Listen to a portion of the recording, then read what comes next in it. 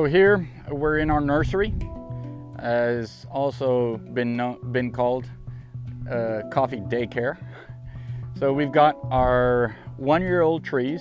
These will end up going into the field as the rains start now in May. And every once in a while we'll have some rejects because they were a bit small, they weren't fully developed. So we will actually keep those for an additional year, and that's what we see here over to our left. In the nursery, we also have our shade trees, both types, the Gravilea and the Ingas. We also have some of our temporary shade trees, which are the Sukinai, and some extra fruit trees, which we all love. Here we can see the effects of Roya. All the leaves are completely gone. We can still see some of the Roya here. You see the orange powder and how it's affecting the leaf. Now during the dry season, all the affected leaves, they'll fall off. And the main problem it will have with production is that it's going to end up turning these beans from the unripes, and then they'll start to dry off, and they won't ever mature. I mean, even these that are sort of mature, you start to see that they're drying up. They didn't get that nice dark crimson color that you want when you're picking. So the only options I have with this right now is to basically come in and stump it and then start again. So here we're standing next to the first generation of Cimarrona. This is a natural mutation of a Bourbon that we discovered here on the farm. The main characteristics that we liked about it when we discovered it is, one is its size and architecture. You can see it's nice and round at the bottom, has lots of leaves. The distance between knots is much closer in comparison to the Bourbon. And also we're getting secondary branches without any additional stimuli. So what you're having is you'll have that main branch, and then all of a sudden you start to get secondary branches. So that's something that's very good and positive, because that's going to increase productivity. And here we can see what happens when you get a little bit more sunlight in between the different branches, is you're going to start getting secondary branches very close to the stalk. So that's going to make it very efficient nutrition-wise for the tree, because it has to transport the nutrients a much shorter distance. So here we have, this is a younger Cimarrona, and here we can clearly see the distance between the knots. You can see it's really bunched up together, which is great. You get a lot more productivity out of it. And even though it's a young plant, you start to see these secondary branches coming along. And again, that's excellent because it increases your yield and still trying to maintain that high quality cup that we've been getting with the Bourbon. So here we are in a very good example of our second generation Cimarrona.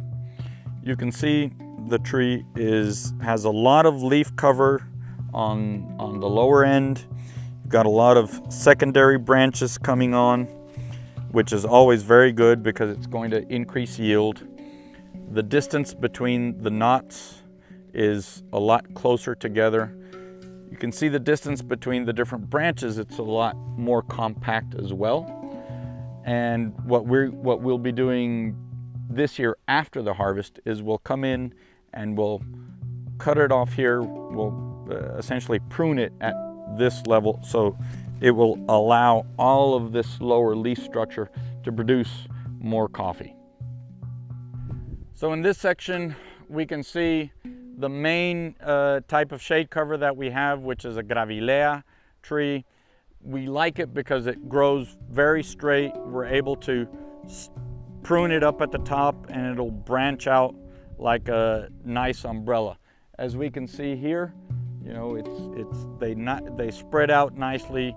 The branches between the two, they'll be touching each other, and it creates this nice little shade. Right now you can see again the sun is bright behind me, but where I'm standing, it's a nice and cool, shaded, which is excellent for high quality coffee. So here we're in the first section of intercropping that we have. You can see the 2 rows of pine trees. We can see the 2 rows of coffee, and we have our row of temporary shade trees. The reason why we have the temporary shade trees are to try and help these small coffee trees develop. And one of the things we've been able to notice is that even at a young age, we're starting to get some seeds, which is obviously very good.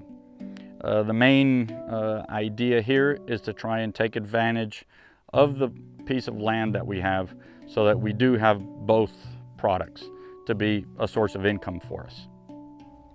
So here we're standing in the section called Don Carlos in honor of my grandfather, Carlos Ortega. And this is the section of coffee that he planted back in 1912.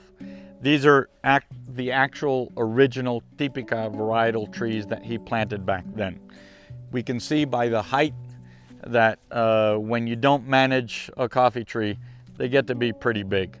There's a nice big distance between the trees. That's the old traditional way it was made. And you can see down below the thickness of the trunk. And that's how big the coffee trees after 100 years.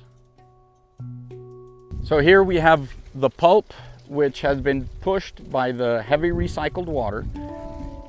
We separate the water again from the pulp. The water will go down the column into this back channel here.